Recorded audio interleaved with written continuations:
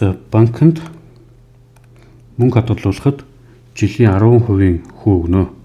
Хүүгээс хүү тооцох бол Т хугацааны дараа хадгалуулсан мөнгөний хэмжээ ийм дифференциал тэгшлэлээр загварчлагддаг л EST-г бол. За эхлээд зүгээр шууд бодлогыг бодчихъя.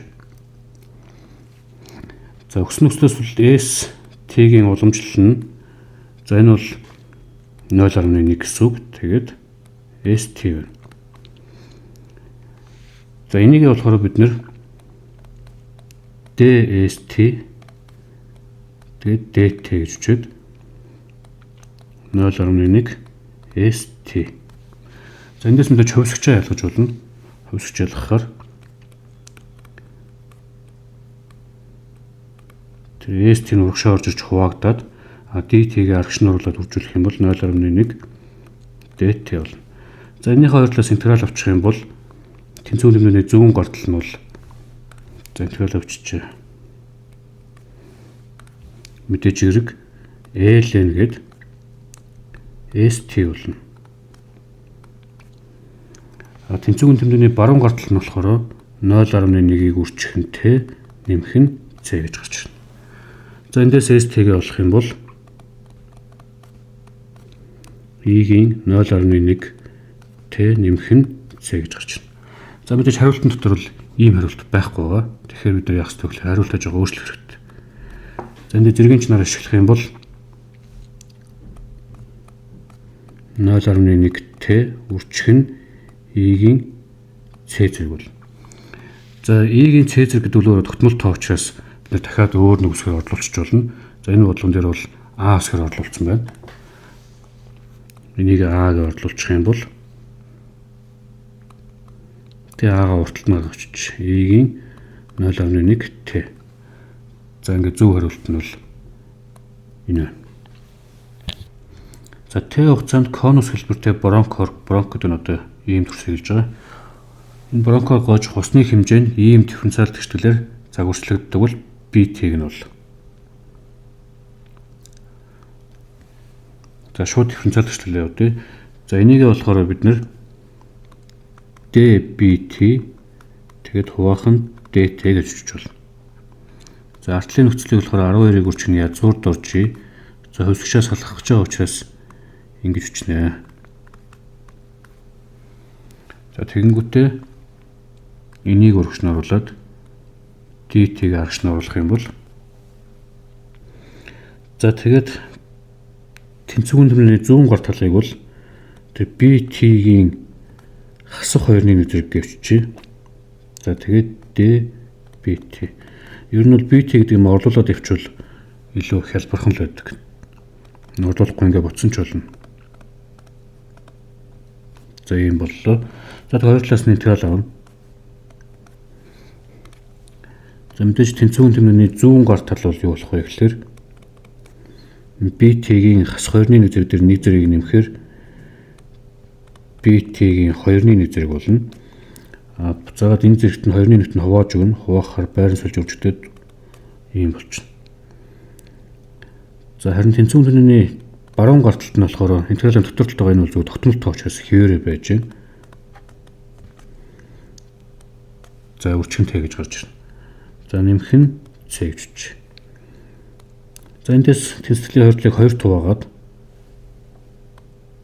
BT-гийн 2-ны 1 зэрэг нь 6 гүрчих нь язгуурд орж тэгээд T С-г хуваах нь 2 болно. тэргээ буцаагаад дахиад шууд С гэвч болно. За одоо хоёр талыг квадрат зэрэгшүүлэх юм бол BT-ийн тэнцвэр 6 гүрчих нь язгуурд орж Т нэмэх нь С-гийн квадрат гэж гарч ирнэ. Хэрвээ хугацааны тэг гэсэн бүр эхлэх агшинд юу ч гоожоогүй байсан гэж бодох юм бол энэ хоёр нөхцөлөө ийш нь орлуулахаар энд нь тгийг орлуулад энд нь дахиад тгийг орлуулах юм бол С-ийн тэнцвэр тэг гэж гарч ирнэ. За тгийг буцаад энд нь орлуулах юм бол BT гэдэг бол энэ С байхгүй учраас шууд энэний квадрат буюу 36 гүрчих нь G Т-гийн квадрат гэсэн ийм функц болох нэ. За мэдээ G гэдэг нь бол энд өгсөн байгаа тогтмол тоо.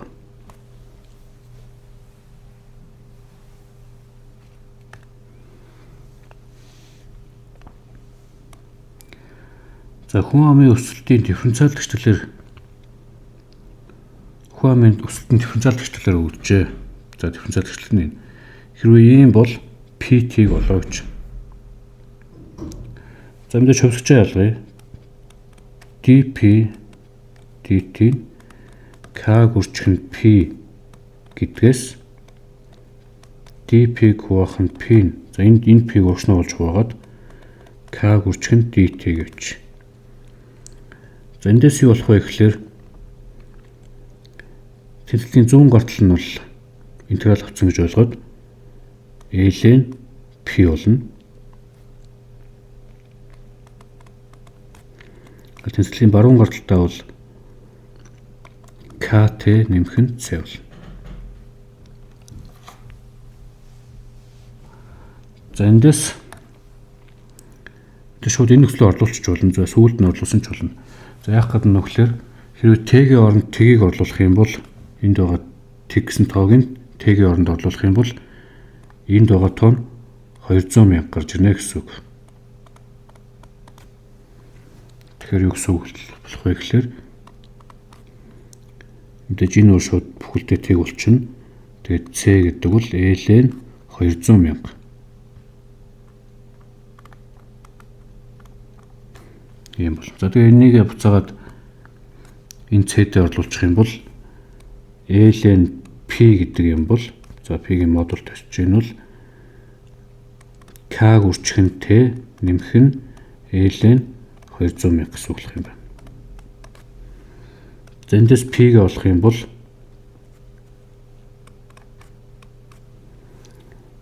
ln бишээ e-ийн k гүрчгэн t дээр нэмэх нь ln 200,000 болно. За энэ бол энийг үржих нь e-ийн ln 200,000. За энэ бол мэдээж 200,000 тэнцэн. Тэгэхээр 200,000-ыг үржих нь e-ийн kt гэж гарч ирнэ.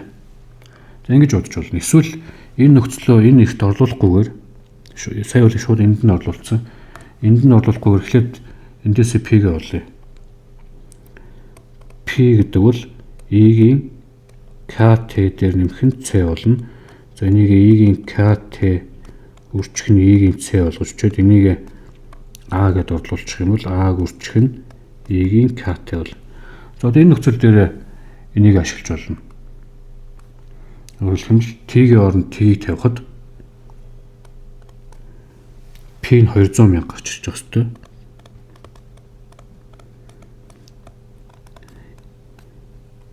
t-ийн оронд t-ийг орлуулахаар t-ийг орлуулчихаар энд шууд 1 болно. Эндээс 1 болно гэдгээс a нь 200,000 гэж гарч ирээд энэ 200,000-ыг энд нь орлуулад түрүүнийх шиг ийм хэрэг гарч ирнэ. За ингэж бодож болох нэ.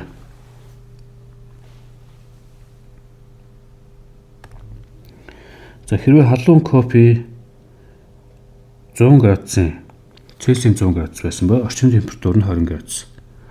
За кофе Цельсийн 100 градус байсан ба орчны температур нь Цельсийн 20 градус байсан. За кофений хөрөх хурд нь ийм төслөөр тодорхойлогддог. Хэрвээ 10 минутын дараа температур 80 градус болсон бол 20 минутын дараа температурыг олъё гэж. За өгсөн нөхцөл бол энэ дээр бичсэн байна. Эндээсээ бид нэр хувьсгчаа ялгана. Хувьсгчаа ялгахдаа яах вэ гэхээр мэдээж хэрэг энийг урагшнуулад энийг тэнцвэр нэмрийн баруун гарталд гаргаад тэгээд энд гарч ирнэ. За эндээс интеграл авах юм бол мэдээж хэрэг юу болох вэ гэхээр за энд нь хасах 20 авчиж. Тэгэх юм бол ln t-гээс нь 20 тэнцүү. За энд бол мэдээж энэ тогтмол тоо учраас хасах k гүрчгэн t нэмэх нь c болно. За эндээс t-гээс нь 20 гэдэг бол e-ийн хасах k гүрчгэн t нэмэх нь c болно. За энийг зэргийн чанараар салгах юм бол kt гүрчгэн e-ийн c зэрэг болно. За энийг шууд дахиад тогтмол тоо учраас шууд c гэж өччих. Тэгээ өөрөөр хэлэх юм бол ийм гарах нь. Энэ e-ийн c зэрэг гэдэг нэг том c гэж өччих гэсэн үг. За тэгээ бүр тэндээс цаашлуулах юм бол юу болох вэ гэхээр e-ийн хасах k гүрчгэн t үржих нь c нэмэх нь 20 градус гэж гарч ирдэг. Температурыг нь бид нэр T-г сугацаанаас хамаараад ингэж олдог гэсэн үг. За эндээс кофе анх эхлээд хугацааны T агшин дүнгэж гарч ирэхтэй гэсэн үг шүү дээ. Эннийх нь T-г орлуулангууд 100 градус байсан. За эндээс мэдээж юу болох вэ гэхээр 100 градус тэнцүү.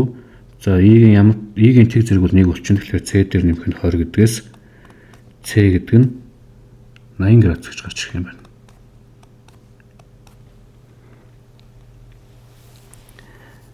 За тэгээ буцаагаад функцаа дахиад бичих юм бол Т гэдэг функц нь И-ийн хасах К зэрэг Т үржих нь 80 нэмэх нь 20 градус байх ёстой. За одоо бүгдөө 2 дугаар нөхцөл буюу хэрвээ 10 минутын дараа температур 80 градус болсон гэдгийг ашиглаад К нь ямар тоо байсан бэ гэдгийг бодож байна. Өөрөөр хэлэх юм бол хасах К үржих нь Т-ийн оронд 10-ыг орлуулангууд за энд байгаа ингүүт 80 градус гарч ирнэ. За эндээс юу болох вэ гэхээр И-ийн хасах К үржих нь 10 гэдэг бол 4-ний 3 гэж гарч ирнэ. Эндээс хасах К гэдэг бол L-ийн 4-ний 3-ыг хуваах нь 10 гэж гарч ирнэ. За тэгээ хасах К-гийнхаа оронд одоо жишээлх юм бол эннийхээ оронд бид нэр энийг орлуулж болно гэсэн үг. Тэгэхээр жинхэнэ функц маань бүр ингэж тодорхойлж гарч ирнэ. Т гэдэг бол И-ийн L-ийн 4-ний 3-ыг хуваах нь 10, үржих нь Т, үржих нь 80 градус, нэмэх нь 20 градус гэж гарч ирнэ. За одоо бидний хамгийн сүүлийн зорилго бол 20 минутын дараа хэд гарах вэ? Өөрөлдмөр Т-ийн хооронд 20-ыг орлуулчихна гэсэн үг. За ингэ бичих юм бол И-ийн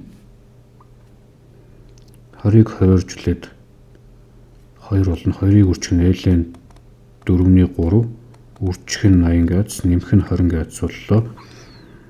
За энэ бол L-ийн 16-ны 9-тэй тэнцэнэ. И-ийн зэрэг байгаа учраас шууд 16-ны 9. Үржих нь 80 градус, нэмэх нь 20 градус. За мэдээж хэрэг энэ хоёр хураагдах юм бол 5 градус гарч ирнэ. 5 градусыг сөрөжүүлээд 45 дээр 20-ыг нэмэхээр 65 градус гэж гарч ирнэ. За өөрөөр хэлэх юм бол кофе аваад 10 минутын дараа 80 градус болтлоо буурах нь байна. Харин 20 минутын дараа гэх юм бол 65 градус болж буурна л гэсэн үг.